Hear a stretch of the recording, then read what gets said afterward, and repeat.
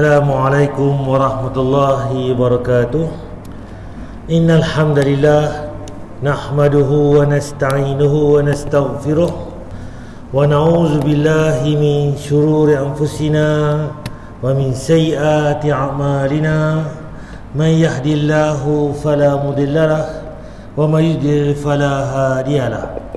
Asyhadu an la ilaha illallah wahdahu la syarikalah wa asyhadu anna Muhammadan abduhu wa rasuluh. Amma ba'd. Yang saya hormati Barisan Kuasa Masjid Sirajuddin Padang Pauh Perlis, tuan-tuan pemerhati Allah sekalian. Pertama sekali marilah sama-sama kita manjatkan rasa syukur kita kepada Allah Subhanahu Wa Taala terlimpah kurnianya dengan rahmatnya. Dia beri masa kepada kita, dia beri tenaga, dia beri kesihatan, dia juga kesempatan pada pagi ini dapat sama-sama kita hadir untuk sama-sama kita solat subuh berjemaah.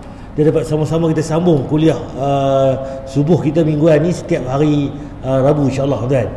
Pada hari ini tuan-tuan, kita akan sambung tajuk kita berkaitan dengan bab jenazah, iaitu tentang larangan menguburkan jenazah pada 3 waktu.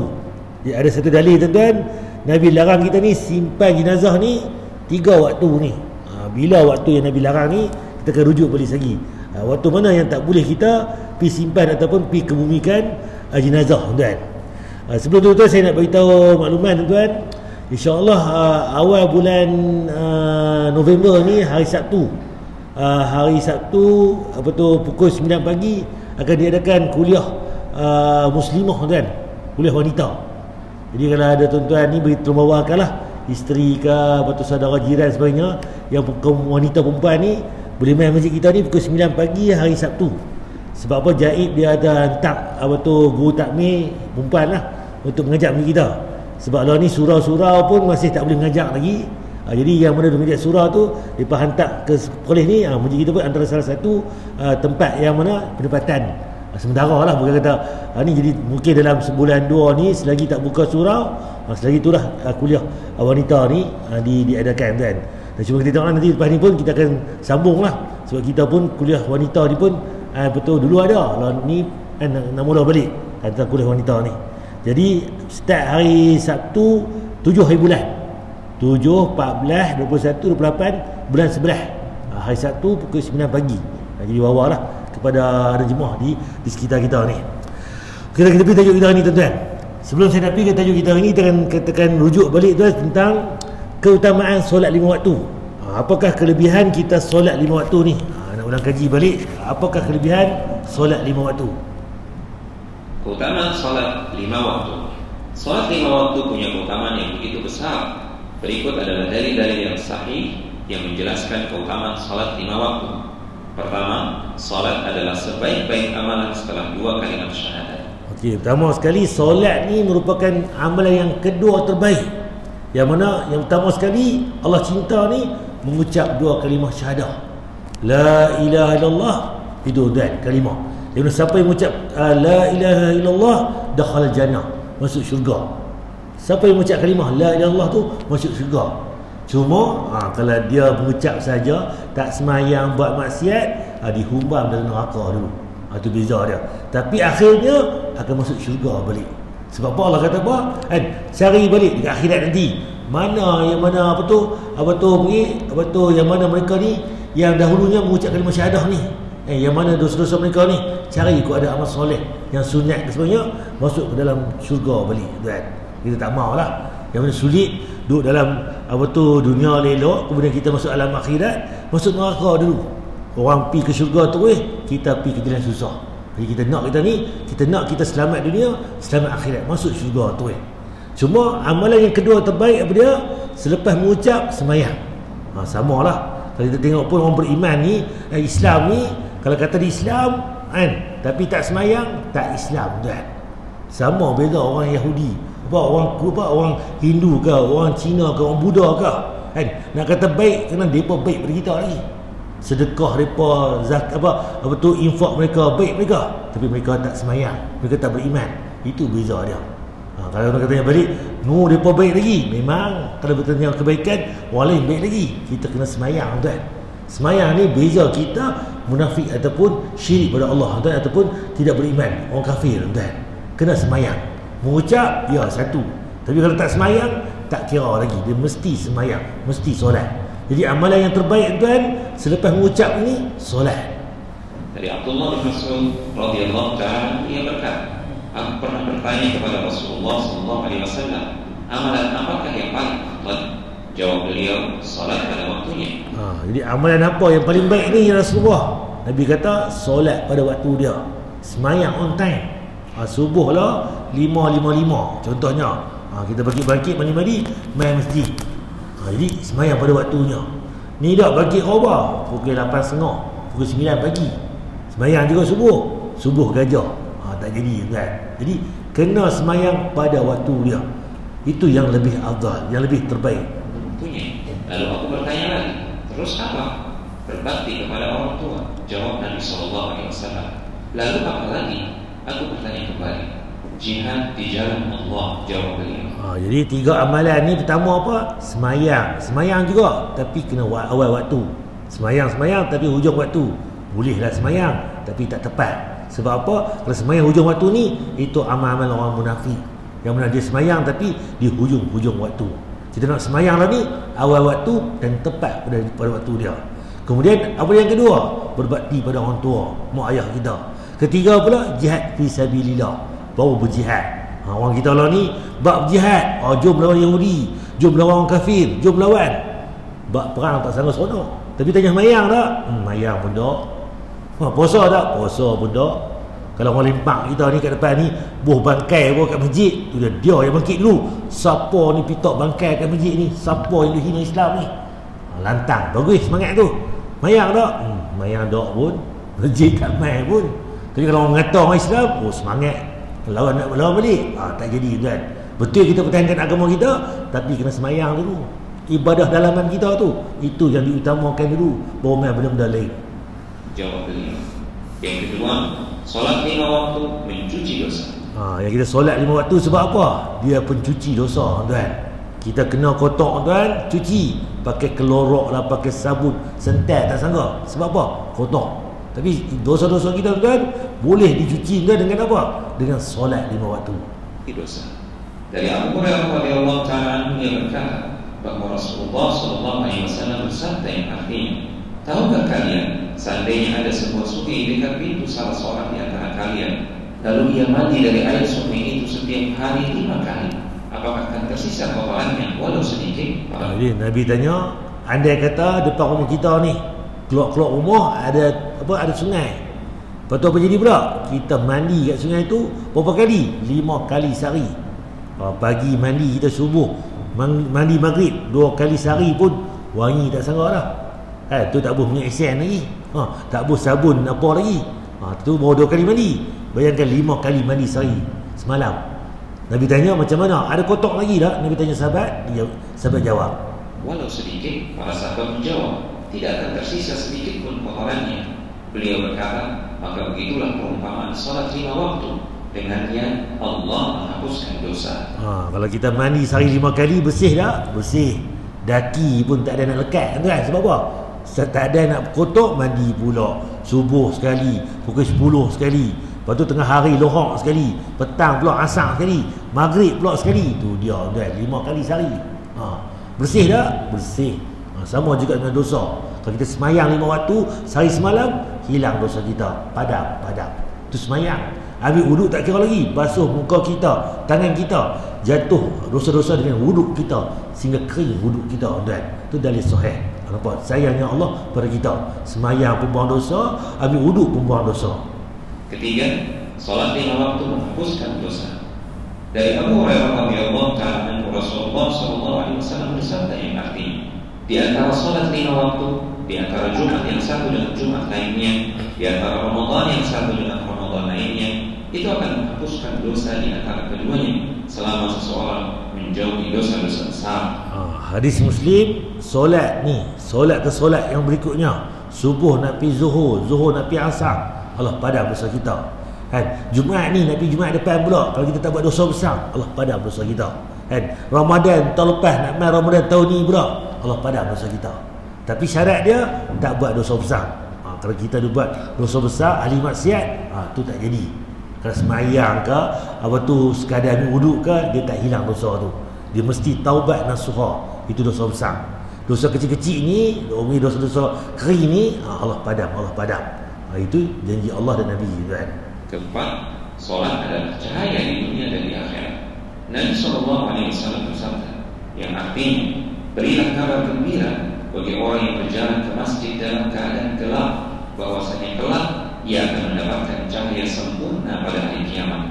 Hadis Abu Daud sahih. Kita pagi ni pukul 5 tadi main kalau ikut nak naik motor main kampung belakang ni, kampung masjid ke, bawah inai ke, titik teras ke, lampu ni bukan terang sangat malam, kena pula peluk pula dah kan, padam pula, tapi gagah main juga masjid. Sebab apa?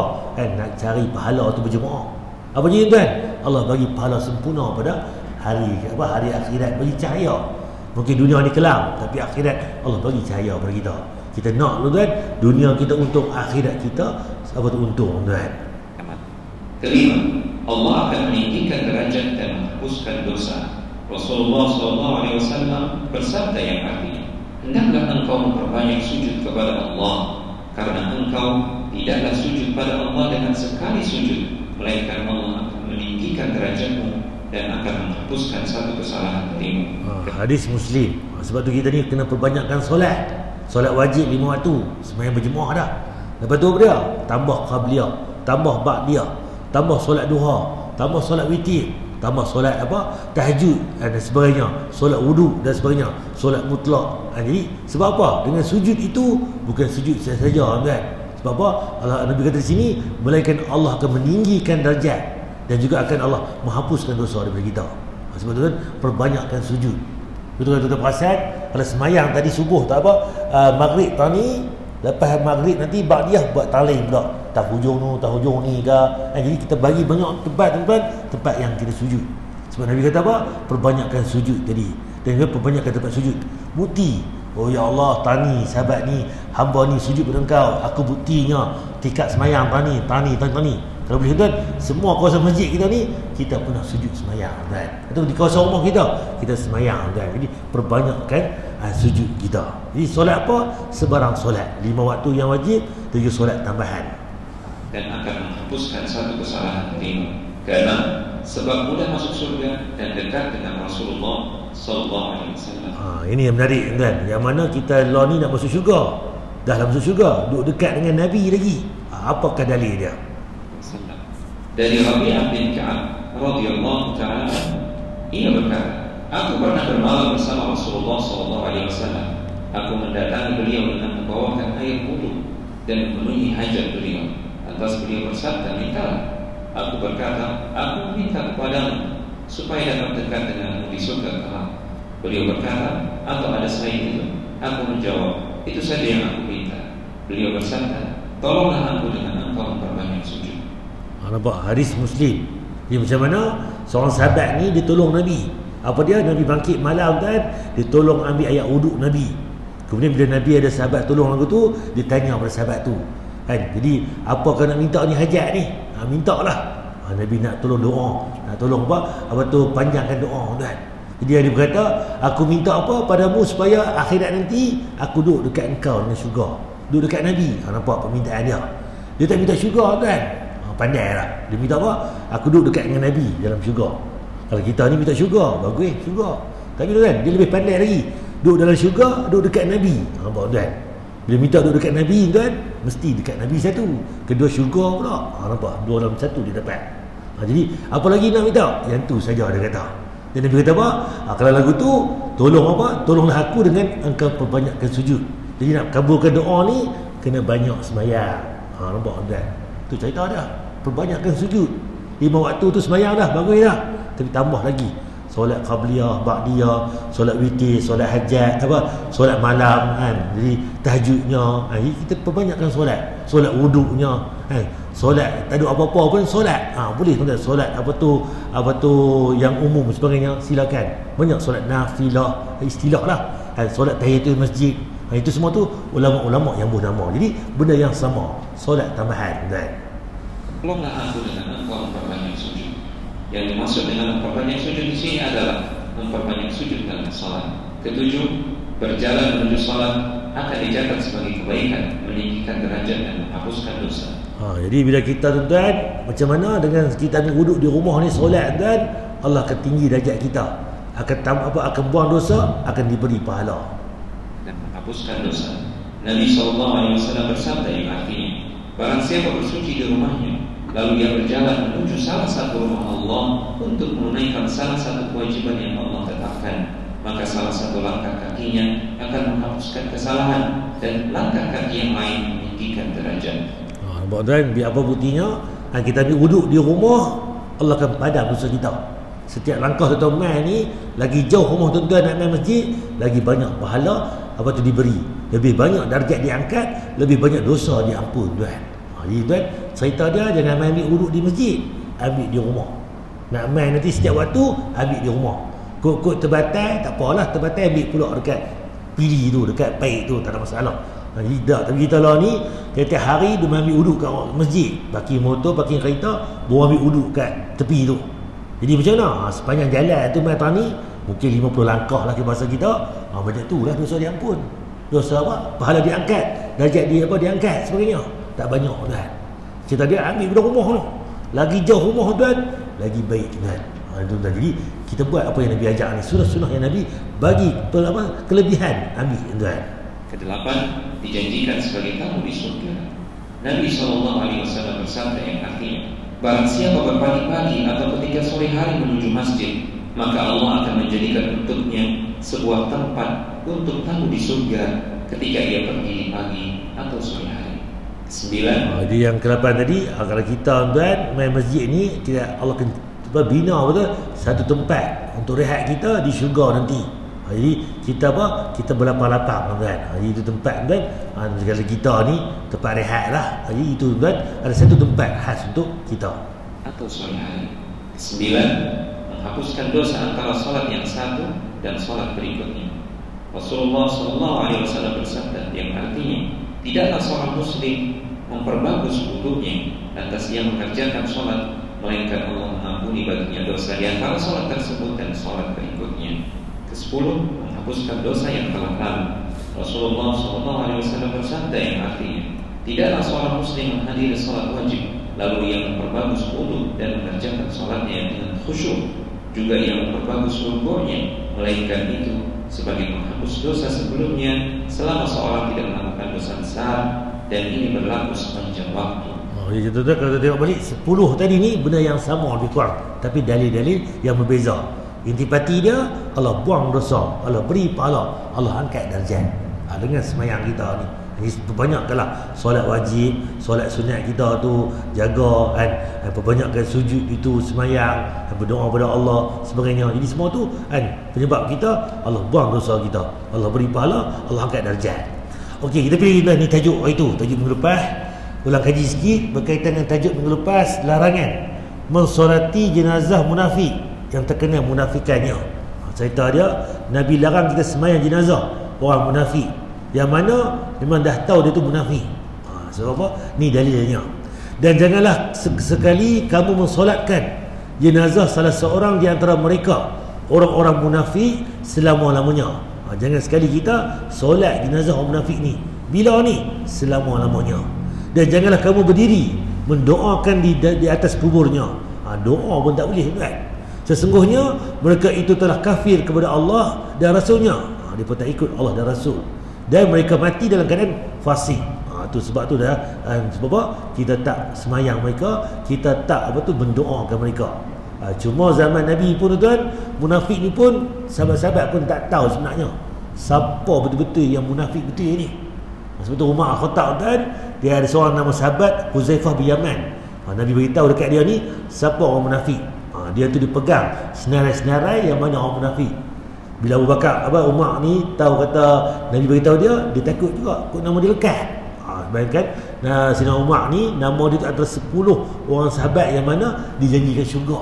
Tapi dalam janji syurga pun dia takut lagi kok terlekat nama dalam orang munafik ni. Nampak dia bersayangnya, dia takut, berhati-hatinya. Bila dia tahu kata tak ada, baru dia rasa lapang. hanya engkau saja, orang lain aku tak jamin. Itu je kata Huzaifah kan. Jadi munafik ni macam mana? Dia janji tak tepati kan, dia berlakon depan kita kan, depan orang nampak soleh, dari belakang tu tikam kat belakang. Jadi macam-macam lah, mungkin janji tak tepati janji, betul macam-macam lah, khianat sebagainya. Itu semua tu ciri orang munafik. Okey, tajuk kita hari ni tuan-tuan, larangan menguburkan jenazah pada 3 waktu. Jadi bilakah waktu yang Nabi larang ni? Tak boleh simpan jenazah ni. Kita rujuk balik, bilakah waktu yang Nabi larang? Pertama tuan-tuan, apa-apa dalam agama ni, larangan kah suruhan kah, mesti ada dalil, ada hujah. Bahasa kita ada kuasa dia, surat kuasa. Ni latihan ni, kalau cikgu ni kena pergi mengajak mana? Surat mengajak di mana? Sekolah sekian-sekian. Kena ikutlah arahan. Dulu ni minta cikgu sign, sanggup pergi tak mana-mana pun. Kita bos pun dia bagi arahan, surat kerja. Ada kuasa dia. Kita pun sama juga, nak semayang, nak ibadah apa pun, mesti ada Nabi kata, Allah suruh, Nabi tunjuk pula cara, kita buat. Kalau tak ada, kena berhati-hati. Sebab apa? Takut-takut kita ada-adakan dalam agama. Okey, apa dalilnya? Hadis Ahmad, Muslim, Abu Daud dan yang lain. Ada 3 waktu di mana Rasulullah SAW melarang kita untuk melakukan solat sunnah mutlak dan menguburkan jenazah kaum muslimin. 3 waktu ni tak boleh kita buat sebarang solat sunat, solat mutlak ni. Dan tak boleh kita simpan jenazah orang Islam kita ni. Bila tuan-tuan? Pertama iaitu ketika matahari baru terbit sehingga sudah naik ke atas. Bahasa kita mudah, lah waktu syuruk 7.5 minit, itu waktu lah subuh. Itu dah subuh kan. Kalau tuan semayang 7-6 minit, tu dah subuh lebih dah. Bukan subuh dah, masuk waktu lepas subuh. Dan saya tahu dia, bila ni matahari naik, dan ketika matahari baru naik dan sudah naik ke atas, itu satu tinggi galah dah, lebih kurang anggaran dia. Anggaran dia berapa? Lebih kurang 15 minit ke 20 minit tuan. Itu ulama bincang tentang berapakah satu galah ni, iaitu lebih kurang 15 minit ke 20 minit. Yang kedua pula, ketika matahari tepat berada di atas kepala sehingga dia condong sedikit. Bila ni matahari muambang. Kalau tuan-tuan buh satu benda ni, matahari ni sebelah timur tu, belah sana Terengganu tu, turun ke belah Langkawi ni. Duduk tengah hari tu tak ada bayangan apa, kiri kanan pun tak ada, depan belakang menyatu pun naik pun tak ada. Hilang timur hilang dengan ni menyatu apa tak ada. Jadi cerita dia duduk atas kepala kita. Tank tu kalau tu nak tengok balik, waktu duha tank tu dah lah. Dan tank tu tak boleh buat sebarang solat. Bila nak buat pula, matahari condong ke barat, masuk waktu zuhur, tank tu baru boleh. Kalau tu nak tahu bila tuan-tuan, bahasa kita mudah, ambil waktu zuhur 1.5 minit, tolak 15 ke 20 minit ke belakang. Bahasa dia lebih kurang 12.45, 12.40, 12.50, 12.55 tu, itu waktu yang tak boleh kita buat sebarang solat mutlak tadi. Dan tak boleh kita simpan jenazah time tu. Berapa cerita dia punya? Nak mula simpan. Sebab tu kalau kita tengok balik, orang kita ni kawan kita meninggal ni, inna lillahi wa inna ilaihi raji'un. Nak simpan pukul apa? Pukul 10 pagi, pukul 11 pagi. Nampak? Orang buat time awal tu. Tak ada pula orang buat awal. Nak simpan apa ni? Pukul 7.5 minit. 7 suku. Tak ada kan? Sebab time tu dilarang. Sebab apa? Matahari tengah naik. Ni simpan apa ni? Simpan pukul 1 tengah hari. Tak ada. Cuma ni ada selepas zuhur ada, selepas asar ada. Cuma berkata larangan tu kok ada kes tertentu, dia ni meninggal aksiden, darah keluar banyak sebagainya, perlu disegerakan, dia terhindar tadi. Cuma kalau tak ada apa ni, hindarkan 3 waktu ni. Yang mana waktu yang ketiga pula, ketika matahari hampir terbenam sampai tenggelam. Waktu asar tu nak pergi ke maghrib. Orang panggil, kalau ni 7 1 minit maghrib, tolak 15 minit, tolak 10 minit, tolak 20 minit. Itu kan. Tak boleh buat sebarang solat sunat mutlak. Tanya nak buat solat hajat ni tak boleh. Tanya nak buat solat taubat ni, tak. Kalau solat tahiyatul masjid boleh buat.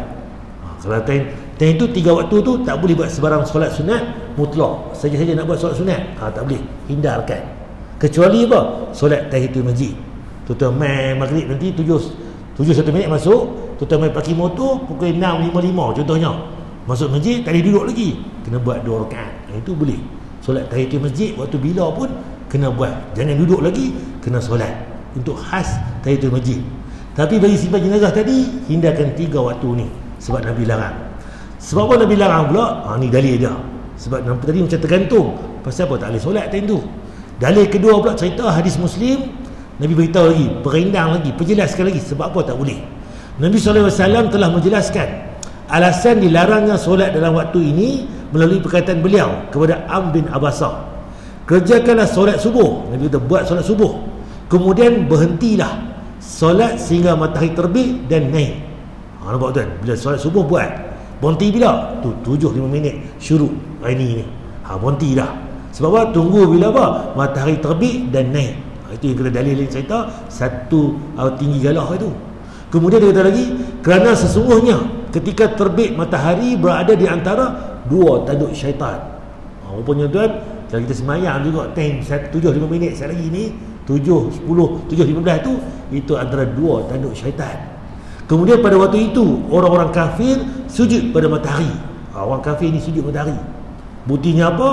Kerajaan Nabi Sulaiman, yang benar Nabi Sulaiman ni, dia kelebihan dia boleh arah jin sebagainya ni kan, untuk bekerja, untuk buat kerja sebagainya. Dan tuan, pada zaman tu tuan, ada raja yang mana Ratu Sabak ni dia sembah matahari. Matahari naik sekali, matahari terbenam sekali. Kalau kita tengok balik pun, orang kita di Malaysia ni pun ada isu tu ni. Kampung Seronok di mana? Di Penang, sembah matahari. Itu pun antara geng-geng tu dah juga dia tempiah-tempiah. Okey, setelah itu solatlah. Lepas habis matahari naik setinggalah tadi 7-5 minit tambah 15 minit ke 20 minit, 7.30 tu boleh dah. 7.45 pukul 8 selamat. Buatlah solat apa-apa pun. Solat duha ke, solat sunat apa ke, silakan. Solat apa tu mungkin boleh kita buat apa-apa saja. Dan Nabi beritahu lagi, setelah itu solatlah, kerana sesungguhnya solat tersebut disaksikan dan dihadiri. Nabi lihat kita malaikat disaksikan dan dihadiri, sehingga bayangan naik setinggi tombak tadi ni. Kemudian hentilah solat. Sebab apa? Kerana waktu itu maka jahanam bergolak. Bila matahari merembang tu atas kepala kita tu, berhenti semayang. Sebab apa? Time tu neraka jahanam tengah dia bergolak. Bergolak apa? Tengah panas, tengah apa? Tengah mendidih tengah hari tu kan. Jika bayangan telah condong ke barat, maka solatlah. Bila masuk ke barat sikit, masuk waktu zuhur 1:05 minit, kita semayang zuhur. Maka solatlah, kerana sesungguhnya solat itu dihadiri dan disaksikan, sehingga engkau solat asar. Kemudian berhentilah solat sehingga matahari terbenam, kerana sesungguhnya ia terbenam di antara dua tanduk syaitan. Dan ketika itu orang kafir sujud pada matahari. 3 waktu ni tak boleh buat sebarang solat sunat. Bila matahari naik tadi lepas subuh, matahari terpacak tengah hari di kepala kita dan matahari terbenam. Sebab apa? Di antara dua tanduk syaitan. Tengah hari tadi sebab neraka jahanam tengah panas, tengah mendidih. Hadis apa? Muslim sahih dan. Okey, sikit tuan. Menguburkan jenazah. Contoh kita ulang lagi sikit, apa cerita adab kubur jenazah ni? Membawa jenazah dan menguburkannya. Dianjurkan memikul jenazah dari 4 sisi di atas pula. Disunahkan membawa jenazah dengan segera. Okey, sunnahnya tuan-tuan, sebab tu lepas semayang jenazah kita segera kan. Kalau ke Arab tuan, Assalamualaikum warahmatullahi, Assalamualaikum warahmatullahi, imam semayang jenazah. Orang yang duduk dekat jenazah tu dia akan ambil tu, dia berlari anak tuan, cepat-cepat pergi kalian lahat tuan. Sebab apa? Disegerakan untuk kita hantar jenazah ni tuan. Tidak terburu-buru. Orang yang mengirimi jenazah dimakruhkan untuk duduk sebelum jenazah diletakkan di tanah. Okey. Dan solat jenazah pun, kalau kita bawa jenazah pula tak ada kata angkat tu. Langkah sekali Al-Fatihah. Langkah 2 kali pula Al-Fatihah. 3 kali pula Al-Fatihah. Main mana tu? Wallahu alam, tak tahu main mana. Sebab apa dia? Kita baca apa dia? Baca Fatihah ni dapat pahala. 1 huruf Alif Lam Mim, 1 huruf Alif Lam Mim tu 3 huruf. 3 huruf 3 kebaikan, 3 pahala. Betul segi pahalanya dapat pahala. Tapi cerita dia bukan tentu keadaan dia, bukan tempat dia. Sebab jenazah ni perlu disegerakan. Tak perlu sebarang bacaan tertentu untuk kita bawa jenazah ni. Cuma nak angkat tu bismillah, angkat dan jalan. Taklah kata lari, taklah kata jalan linggang maklimah ni. Segerakan cepat-cepat. Tapi taklah kata sampai bahaya balik tertomoh pula nanti. Cerita dia itu cara dia. Lubang tanah untuk mengubur jenazah dikenal ada 2 macam, yakni Lahat dan syak. Lahat adalah liang kubur yang di dasarnya dibuat lagi lubang yang berbentuk lorong sepanjang kuburan di sisi arah kiblat. Sedangkan syak adalah lubang kubur yang di dasarnya dibuat lagi lubang berbentuk. Okey, ni orang panggil liang lahat. Sebab apa panggil liang lahat ni? Liang lahat ni dia buat 4 segi ni, dia korek. Dia ada satu hujung belah al-kiblat tu, dia buat satu ruang sikit untuk kita buh jenazah tu. Dia buh papan pula. Tu nama liang lahat. Kemudian yang tengah ni pula syak. Syak ni apa? Dia buat 4 segi tu, dia buat longkang pula tengah. Tu kan. Cerita dia mana-mana ni. Kalau kita tempat kita ni boleh buat liang lahat, lebih utama lagi. Cuma kita di Perlis kita ni, tempat kita ni tanah tu tanah tak kuat. Tanah mungkin dia punya ni sutur dia kan. Tu yang kita buat tu pakai kandar tu. Sebenarnya kandar ni tak ada kan sebenarnya kan. Kalau jenazah tu bawa pi, terus kita buh dekat dalam lahat tu, celah tu kita buh papan. Papan-papan tu susun, kita tanam dan kita kebumikan. Tu saja. Yang sebab apa kita ada kandar ni? Sebab tempat kita ni nak buat turun nanti ada ayak pulak sebagainya. Tu kaedah-kaedah saja. Kita faham kan? Adakah buh kandar ni tak sunnah? Boleh, tak ada masalah. Sebab apa? Memudahkan proses. Cuma kalau boleh diberi peluang, kalau tak ada kandar pun buh terus. Itu yang kalau tengok ni, itu simple saja, mudah saja. Tak kata ni. Yang kita buat yang kandar-kandar tu sebab apa? Nak bawa tu lah, nak turun sebagainya kan, tempat kita berayak sebagainya, nak kena pam pula sebagainya. Dan kalau tak ada isu tu kan, kita boleh buat seperti mana ni, syak ataupun lahat tadi. Kita pilih lagi kan. Lahat lebih utama daripada syak. Disunatkan memasukkan jenazah ke dalam kubur dari arah posisi kaki jenazah dalam kuburan. Lakukan secara perlahan. Disunatkan membaca Bismillahi wa ala sunnati Rasulillah. Okey, jadi masuk jenazah ni masuk dalam yang lahat itu. Atau Bismillahi wa ala millati Rasulillah. Jika hal itu tidak memungkinkan, dibolehkan memasukkan dari arah kiblat. Setelah dia berkata mesti masuk ke arah kiblat, masuk ke belah kaki tu, kepala sebenarnya. Itu kalau boleh tu utamakan itu. Ustaz ada peradu pokok ni ada benda ni sebagainya. Masuklah ke mana pun. Tak kata syarat dia mesti masuk waktu. Kata dia jadi kalau boleh diberi peluang, utamakan ke arah kiblat tadi, daripada arah kaki masuk. Tu tata cara dia lah, lebih kurang tu. Tausiah bisa disampaikan pada saat jenazah dimasukkan ke liang lahat atau setelah dikuburkan. Okey, tausiah ni apa dia? Tazkirah atau peringatan. Kalau bahasa kita ni buh talqin. Talqin kalau kita belajar dalam agama kita, nama talqin ni, talqinlah orang yang mana nak mati tu. La ilaha illallah, ajak mengucap. Talqin. Bila ni? Ketika apa tu, orang sakit tu yang uzak tu dia nak meninggal. Duk ha tu, la ilaha illallah, ajak dia. Tu talqin betul. Kita pula bahasa kita ni, amalan kita, talqin ni dah simpan semua siap, baru talqin. Tu tak betul sebenarnya. Istilah je apa? Tazkirah, iya. Sebab Nabi kata tazkirah ni boleh semasa ada ke bumi tu boleh kita sampai tazkirah, ataupun dah habis baru tazkirah. Tazkirah ni mesti dah tiap kali jenazah nak ke bumi baru tazkirah? Tak semestinya. Kadang-kadang jangan-jangan ikut keperluan. Sampai hari itu ada 10 kematian. Jenuh nak nak tazkirah setiap kali. Sebenarnya boleh je, tapi tak. Kalau ni boleh kita sulam-sulam boleh. Sebab apa? Peringatan dia, untuk bagi peringatan. Itu nama apa tu, tazkirah, tu tausiah nama dia. Cuma kita orang ni yang pelik pula.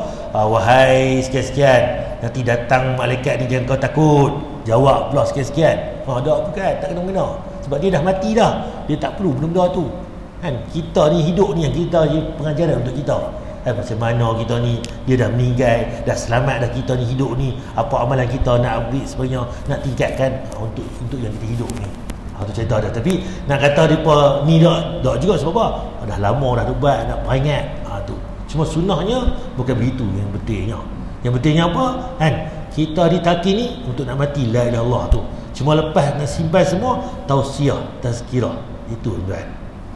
Disunahkan meletakkan jenazah di dalam kubur dengan posisi berbaring ke arah kanan. Abang tu kata perasan, ni pergi liang lahat ni 4 segi, tepi ni dia ada korek pula. Sebetulnya lagi dia buat lagi longkang sikit boleh masuk celah tu pula tuan. Itu lebih ni lagi lah, lebih kurang lah. Pergi tempat dia, tanah dia, susah nak buat lagu tu. Di atas lambungkan jenazah dan menghadapkannya ke kiblat. Jadi macam mana? Lambung kanan. Kita lena pun Nabi ajak sunnah duduk kat usuk kanan ni. Itu. Jadi kita nak meninggal pun arah kiblat nanti. Bau kita ni kanan, duduk bawah tuan. Kemudian lahat tersebut ditutup dengan papan. Ni kata tutup dengan lahat tadi. Dia tak boleh pakai kandar tuan. Buh jenazah tadi tutup dengan papan-papan tadi. Keping ke, banyak keping ke, itu dia punya fungsi dia. Setelah jenazah diletakkan, maka setiap muslim yang hadir disunahkan untuk menggenggam tanah dengan 3 genggaman dan ditaburkan ke dalam kuburan. Sunahnya tu sebenarnya kalau kita yang mai tu, kita boleh kepal-kepal tanah ni, kita bagi, tolong buang ke dalam tu, percepatkan. Tu sunnah Nabi kan. Dengan kita ni duduk jauh aja, biar depa lah duduk cangkui. Betul lah, biar depa. Sebenarnya sunnahnya kalau mai tu, kalau kita tahu sunnah, kita ambil ni, tolong percepatkan. Habur kepal-kepal ni bagi. Segera kan. Kemudian tiang kubur ditutup dengan tanah.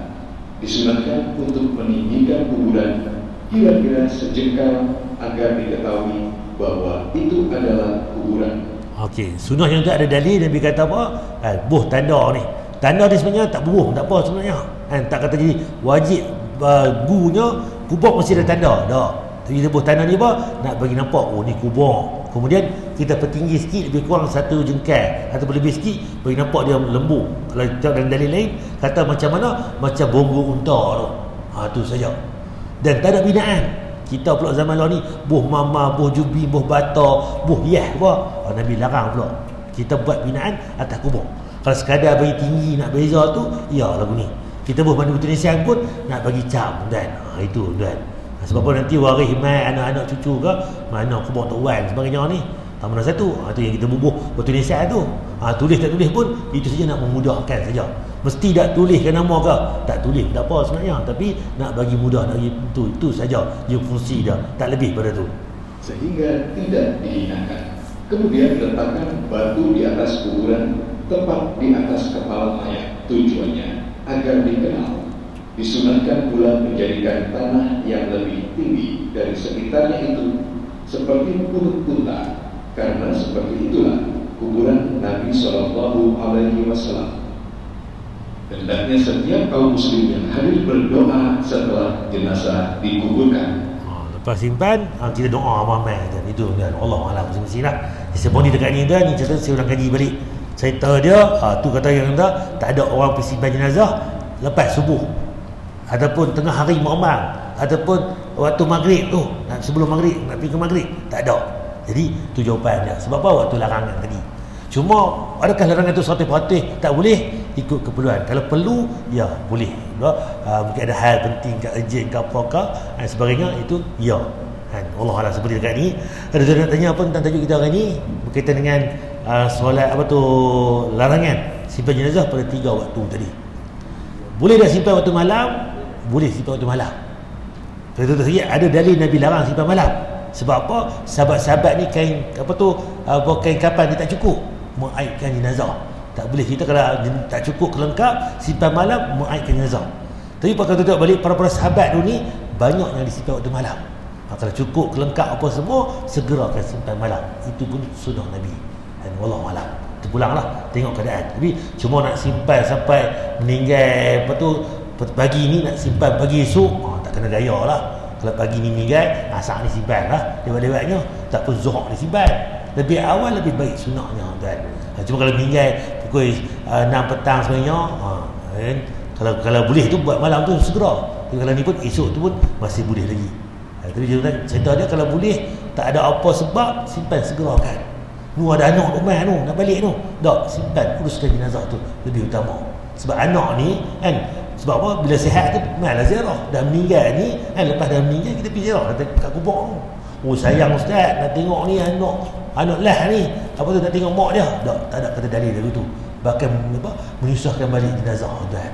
Sebab dalilnya jenazah ni dia nampak dah tahu dah nak pergi, dia tak sabar nak pergi kan. Cuma yang tak bersedia ni dia nampak azab, dia tak pergi kan, dia takut kan. Itu bezanya. Allah alam, kita pergi bincang lain lah dalam bab jenazah ni macam mana sebagainya, Allah alam. Dua ada tanya untuk tajuk ni. Kerana di ulang balik hari Sabtu 7 hari bulan ni start kuliah muslimah. Bila? Sabtu pagi pukul 9 pagi, awal-awal lah kat kampung-kampung tuan-tuan tu, muslimah-muslimah yang ada tu, kita main ramai di masjid kita ni. Allah alam. Subhanakallah wa bihamdika, asyhadu an la ilaha illa anta, assalamualaikum warahmatullahi wabarakatuh.